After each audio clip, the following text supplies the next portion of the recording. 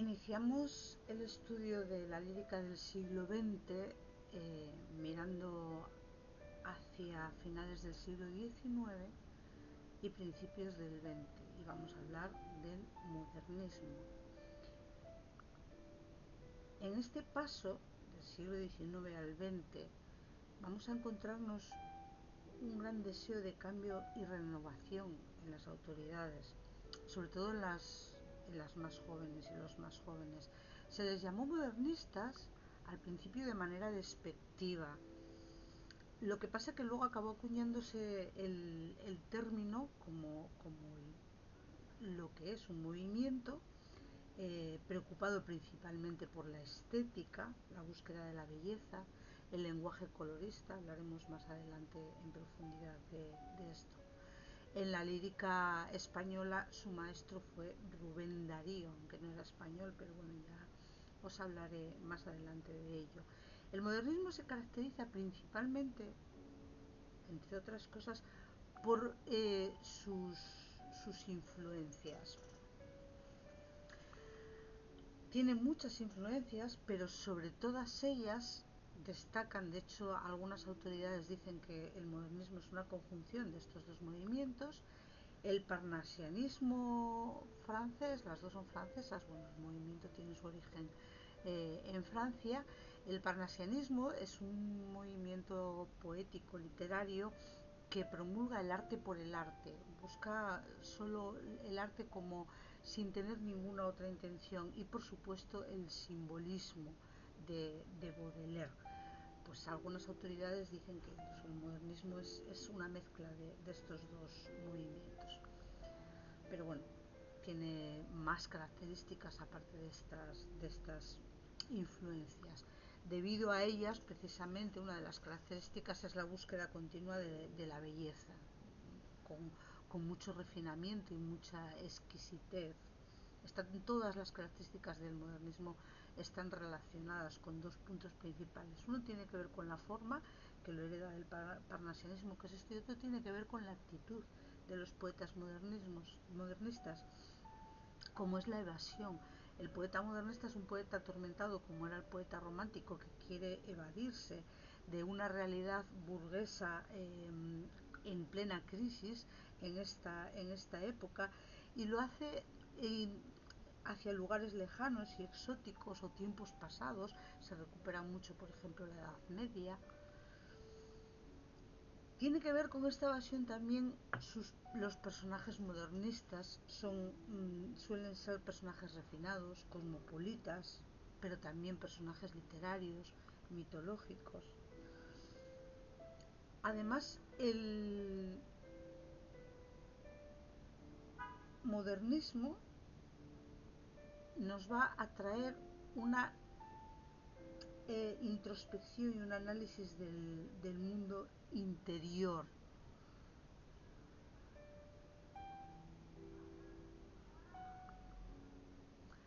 Una de las características más importantes del modernismo, o quizás la aportación más importante de la poesía modernista española, fue la renovación del lenguaje poético. Es una suerte de revolución léxica y semántica que va a cambiar para siempre la poesía.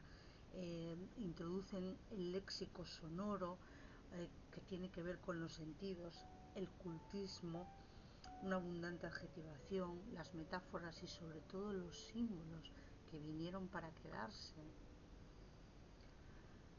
En lo que se refiere a la estrofa y al verso y a la métrica, se caracteriza por una amplia libertad, aunque van a recuperar por aquel escapismo, aquella evasión, esas ganas de volver a lo antiguo y a lo medieval, versos en desuso, como por ejemplo el alejandrino, pero también se van a combinar con versos libres.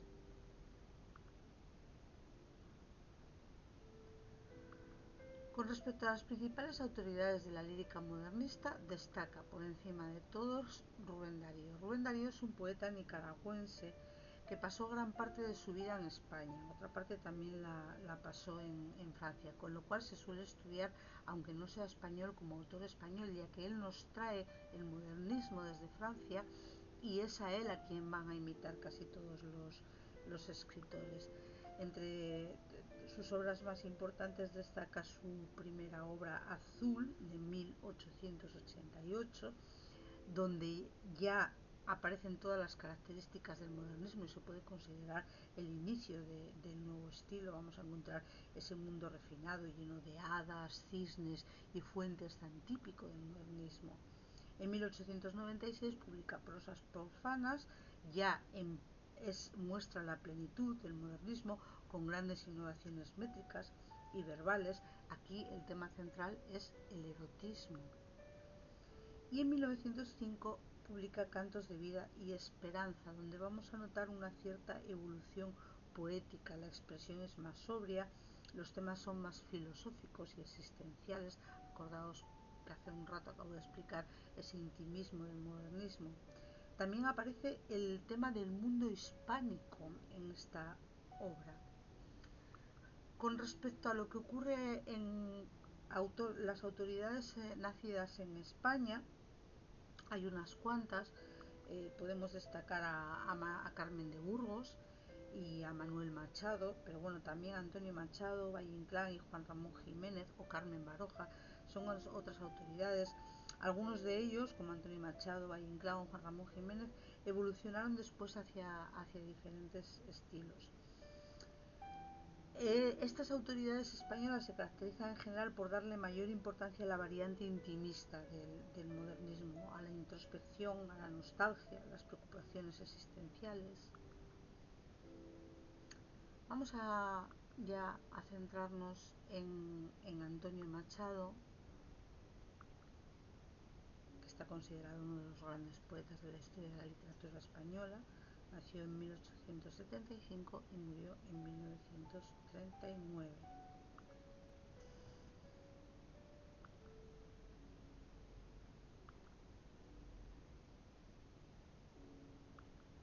Nace Antonio Machado en Sevilla el 26 de julio de 1875.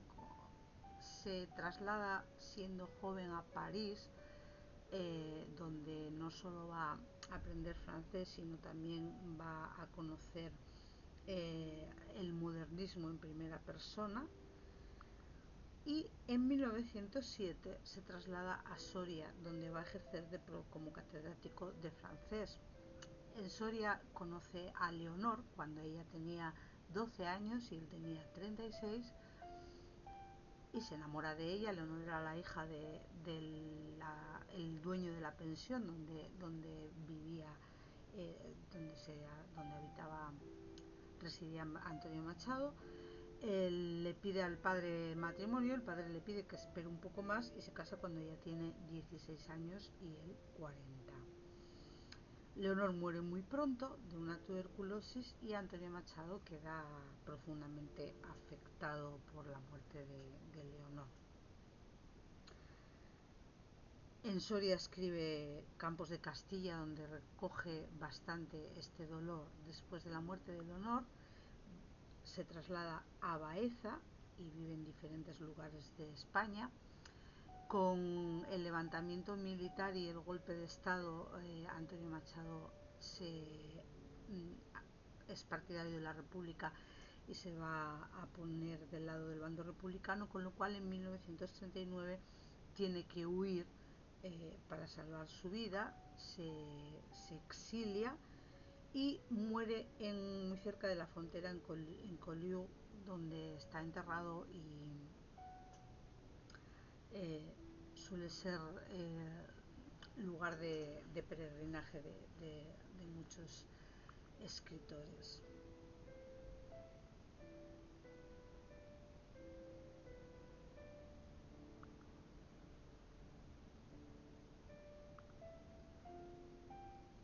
Con respecto a su estilo poético, su característica principal es esa evolución de la que ya habíamos hablado antes, desde el estilo modernista, que nunca va a desaparecer del todo en su poesía, evoluciona hacia un estilo más sobrio y más denso, muy acorde con el carácter antirretórico del grupo del 98.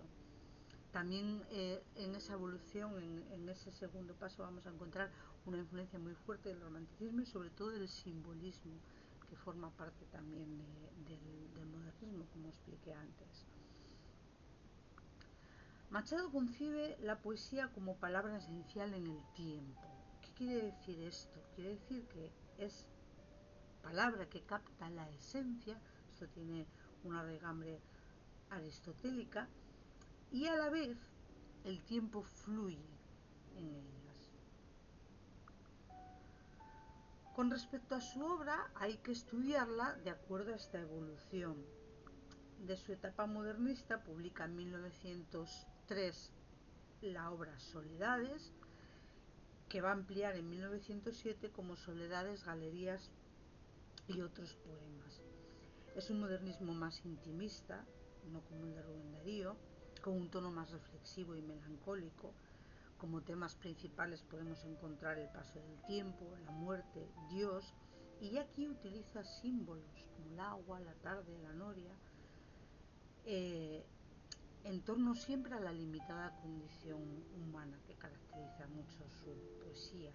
Un ejemplo muy conocido: yo voy soñando caminos de la tarde, las colinas doradas, los verdes pinos, las polvorientas encinas. ¿A dónde el camino irá? En su etapa podemos llamar noventayochista por sus afinidades con el grupo del 98, su obra más importante y quizás de toda su producción poética es Campos de Castilla, que publica en 1912. En lugar de ese mundo interior de la etapa modernista, aquí encontramos como tema principal el paisaje. Y el paisaje también con una fuerte carga simbólica del estado de ánimo del poeta.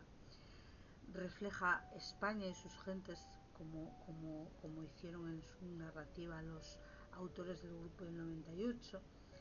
Aquí la estancia en Soria y su relación con Leonor le va a inspirar unas descripciones líricas que son quizás uno de los mayores logros de nuestra poesía, y se convierte en una suerte de meditaciones sobre la realidad castellana.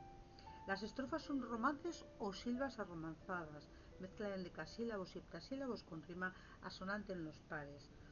Incluye en Campos de Castilla el extenso romance titulado La tierra de Álvaro González, cuyo tema central es el enfrentamiento entre hermanos, el célebre cainismo español. Oh tierras de Álvaro González, en el corazón de España, tierras pobres, tierras tristes, tan tristes que tienen alma. Páramos que cruza el lobo, aullando a la luna clara, de bosque a bosque, baldíos, llenos de peñas rodadas, donde, roída de buitres, brilla una osamenta blanca, pobres campos solitarios, sin caminos ni posadas, pobres campos malditos, pobres campos de mi patria. En la etapa final, su poesía, después de la muerte de Leonor Izquierdo, se hace cada vez más reflexiva, como por ejemplo en los aforismos de proverbios y cantares. Caminantes son tus huellas, el camino y nada más. Caminante, no hay camino, se hace camino al andar. En 1924 escribe Nuevas canciones, libro breve y variado inspirado en canciones populares. A esta etapa pertenecen también Cancionero apócrifo de Abel Martín y Poesías de la guerra.